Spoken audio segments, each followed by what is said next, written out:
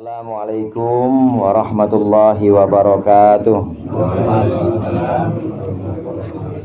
Alhamdulillahi jalla wa ala, wassalatu wassalamu ala sayyidina Muhammadin alladzi ikhtasallahu bihi fadailah wa ala alihi wa ashabihi alladzina nalu ad-darajatil ula.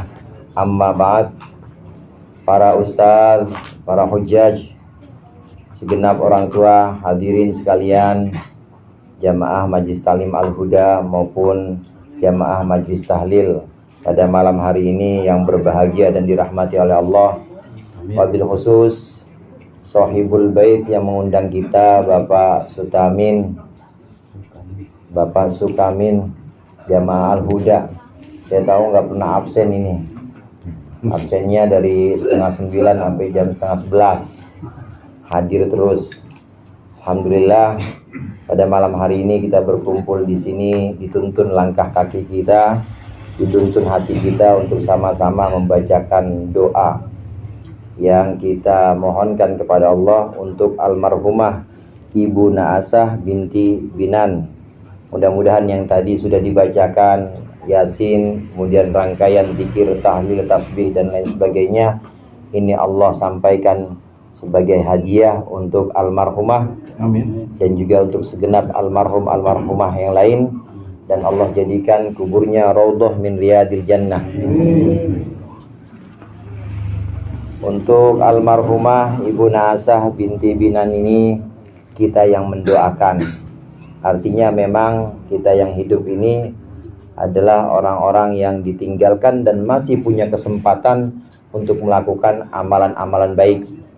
Nah, sedangkan almarhumah, orang tua yang sudah mendahului kita, guru-guru yang sudah mendahului kita, ini didoakan oleh kita. Memang betul ada sebagian orang yang Allah berikan satu kekhususan, memang bisa juga mendoakan kita. Tapi umumnya adalah orang yang ada di alam kubur ini kal ghariqil mughawwith, seperti orang yang sedang terombang-ambing di lautan, jadi meminta doa dari yang hidup. Nah, hadirnya kita di sini mudah-mudahan termasuk orang-orang yang mendoakan almarhumah, sehingga almarhumah nanti Allah berikan tempat yang paling baik di sisinya. Amin. Hadirin hadirat jamaah rahimakumullah, meninggal atau wafat ini pasti dialami oleh semua orang. Saya yakin bapak-bapak belum ada yang pernah ngalamin ya. Orang masih pada seger. Ini akan dialami semua orang. Dan wafat atau meninggal ini termasuk satu dari takdir yang Allah tetapkan. Iman kepada takdir, iman kepada qada dan qadar. Anak sekarang sebutnya qadarullah, itu takdir maksudnya. Ini termasuk rukun iman. Rukun iman yang keberapa? Iman kepada qada qadar, rukun iman yang keenam. 100 buat Bang Lim. Rukun iman yang keenam, al-imanu bil qadari khairihi wa syarrihi. Iman kepada qada dan qadar. Qada dan qadar ini, saudara, ada yang sifatnya baik untuk kita menurut kacamata kita, dan ada yang sifatnya buruk menurut kacamata kita sebagai manusia. Karena kalau di sisi Allah tidak ada baik dan buruk. Kenapa kita katakan qadar ini buruk? Karena memang sulit untuk kita. Kenapa kita katakan qadar atau takdir ini baik? Karena memang mudah kita terimanya.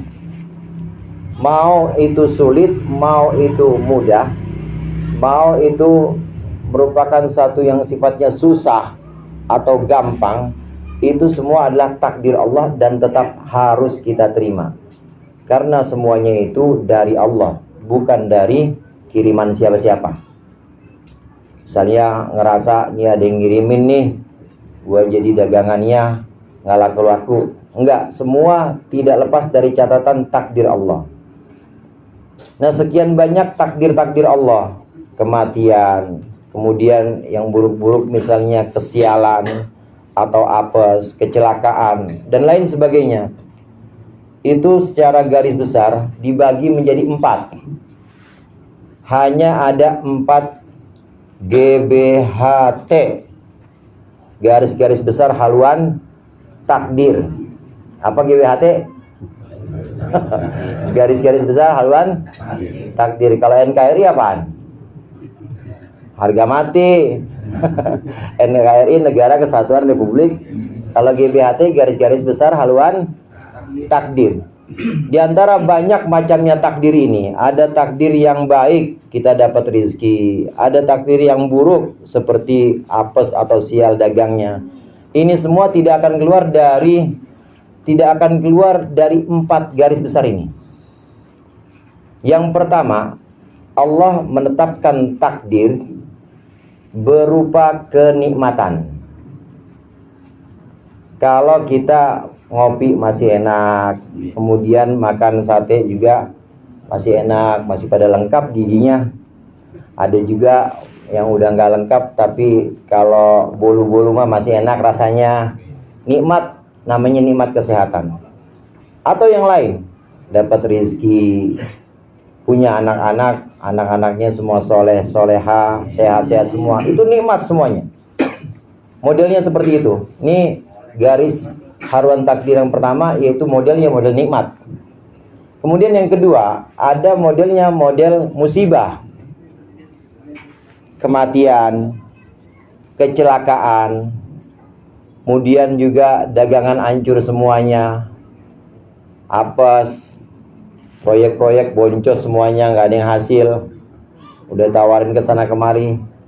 Ini takdir yang seperti ini namanya musibah. Cari dah yang lain selain itu, apa kira-kira? Disantet orang, Ustaz, termasuk musibah. Dikirim teluh, termasuk musibah. Ini garis yang kedua, modelnya itu model musibah. Kemudian yang ketiga, ada modelnya adalah model maksiat. Ada seseorang dia melakukan maksiat, itu takdir. Dalam kacamata Allah atau dalam pandangan takdir, itu adalah ketetapan Allah. Yang dilakukan oleh orang itu adalah takdir Allah atau ketetapan Allah. Harus kita terima. Kalau kita melihat misalnya ada orang kemudian masih begitu aja, umur udah banyak tapi masih belum ini juga insaf juga, maka itu takdir juga. Oleh karenanya biasanya kiai-kiai yang akidahnya atau tauhidnya mantep itu nggak terlalu gumunan. Tahu gumunan, Pak? Nggak terlalu dikit-dikit heran. Lihat orang bangor heran, biasa aja, ya udah takdir Allah itu. Udah begitu.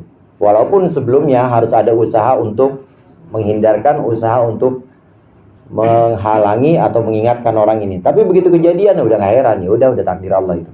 Ini yang berupa maksiat. Kemudian yang keempat berupa taat. Ditakdirkan untuk bisa ngaji malam ini, ditakdirkan untuk bisa istiqomah jamaah, ditakdirkan untuk bisa sedekah tiap Jumat berkah, Sabtu berkah, terus tiap hari dia ada hari-hari berkahnya. Ditakdirkan untuk bisa melaksanakan ketaatan-ketaatan, ini namanya takdir taat. Jadi yang pertama takdir nikmat, yang kedua musibah, yang ketiga maksiat, yang keempat taat. Dah nggak lari dari situ. Iman kepada qada dan qadar atau iman kepada takdir, ini kita harus percaya bahwa 4 model yang Allah tetapkan kepada kita ini adalah dari Allah. Oleh karenanya kita harus yakin, kita harus mengimani bahwa semua itu dari Allah, bukan dari siapa-siapa. Bukan karena apesnya kita, bukan karena hebatnya kita. Kalau bentuknya nikmat, semuanya dari Allah.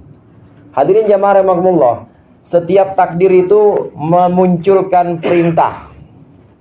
Saya ulangi lagi, setiap takdir memunculkan perintah.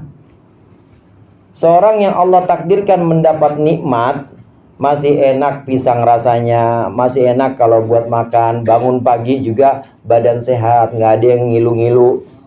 Ini berarti dapat nikmat. Ada perintah dalam nikmat. Ada perintah dalam nikmat. Apa perintahnya? Perintahnya yaitu bersyukur. Bangun pagi jam 4, badan rasanya seger banget, diajak ke kamar mandi, ayo aja, wudhu langsung. Maka untuk menyikapi takdir yang namanya nikmat ini, nikmat badan sehat, kita harus bersyukur. Orang yang ditakdirkan mendapat nikmat, maka perintahnya adalah syukur. Dapat rezeki nomplok misalnya, syukur.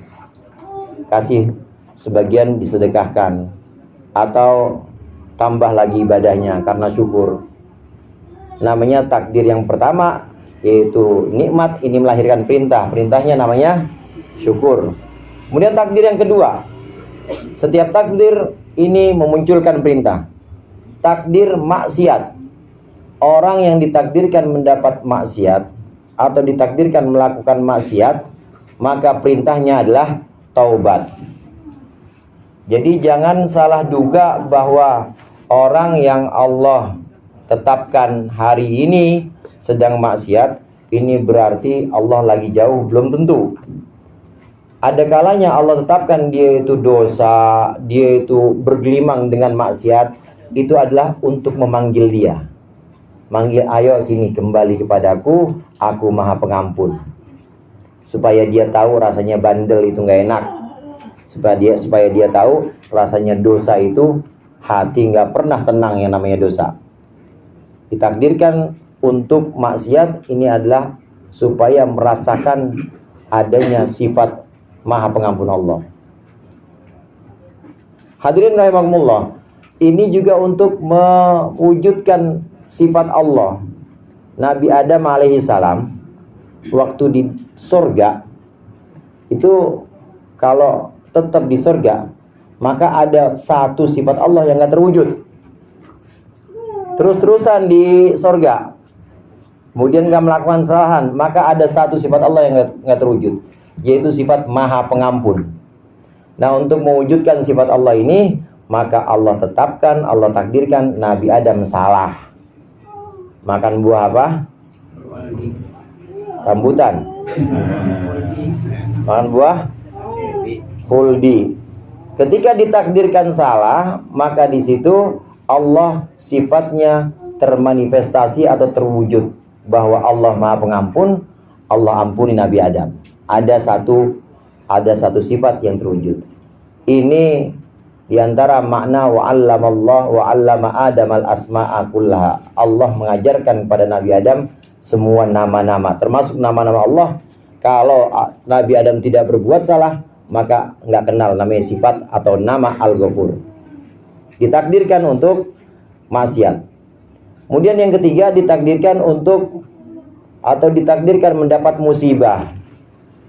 Setiap takdir memunculkan perintah. Kalau ditakdirkan dapat musibah, kecelakaan, maka perintahnya sabar.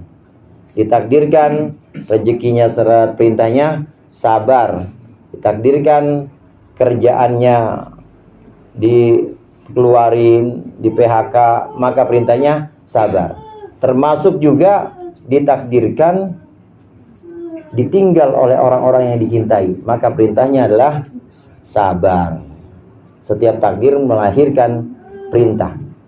Kemudian yang terakhir hadirin, takdir taat. Kayak orang sini kan taat semua ya. Ada yang taat, ada yang tongat. Ya, tongat itu ya taat maksudnya.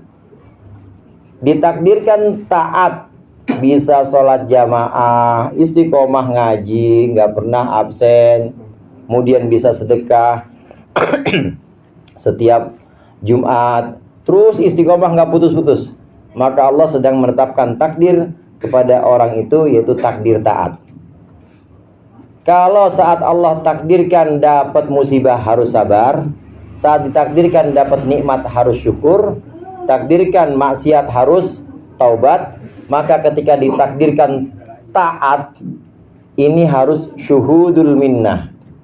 Apa itu syuhudul minnah? Syuhudul minnah itu memandang bahwa semua dari Allah, semua pemberian Allah, semua adalah dituntun oleh Allah dan kita nggak bisa apa-apa. bisa ngaji. Bismillahirrahmanirrahim. Qala al-mu'allif rahimahullah, ngaji, baca kitab kuning. Kemudian bisa istiqomah ikut ngaji. Bisa istiqomah sholat jamaah. Maka harus buru-buru melihat, harus buru-buru segera memandang bahwa itu adalah pemberian Allah. Allah memberikan kita kemampuan buat ngaji, kemampuan buat baca kitab, memberikan kemampuan untuk istiqomah jamaah. Jadi sebenarnya yang bisa Allah, bukan kita. Kita bisa sholat, bukan kita yang sholat, tapi Allah yang bikin bisa. Kita bisa sedekah, itu takdir taat, bukan kita yang bisa sedekah, tapi Allah yang bikin kita bisa sedekah. Kita bisa istiqomah ngaji, bukan kita, bukan lantaran kebisaan kita, tapi Allah nuntun kita supaya kita bisa istiqomah ngaji. Syuhudul minnah, ketika kita ditakdirkan untuk selalu taat, istiqomah terus, maka harus segera memandang semuanya pemberian Allah. Ini prinsipnya ada pada la haula wala quwata illa billah. Orang dulu itu, Bapak-bapak, kalau mengartikan la haula, kiai-kiai dulu, la haula, tidak ada kekuatan menjauhkan maksiat, wala quwata, dan tidak ada kekuatan melaksanakan taat, illa billahi, kecuali dengan pertolongan Allah. Kayak orang sini kan udah jauh maksiat semua ya. Amin. Itu bukan kebisaan orang sini, tapi itu Allah yang nuntun jauh dari maksiat. Orang sini kan rajin semua ngajinya ya. Yang sini nih, yang sini rajin semua ngajinya. Rajin semua. Itu bukan kebisaan kita, tapi itu Allah yang bikin kita bisa. Karena la haula wala quwata, tidak ada kekuatan untuk menjauhkan maksiat, wala quwata, tidak ada kekuatan untuk melaksanakan taat, yang ngaji, sholat, segala macam, baca Quran, itu tidak bisa kecuali dengan pertolongan Allah.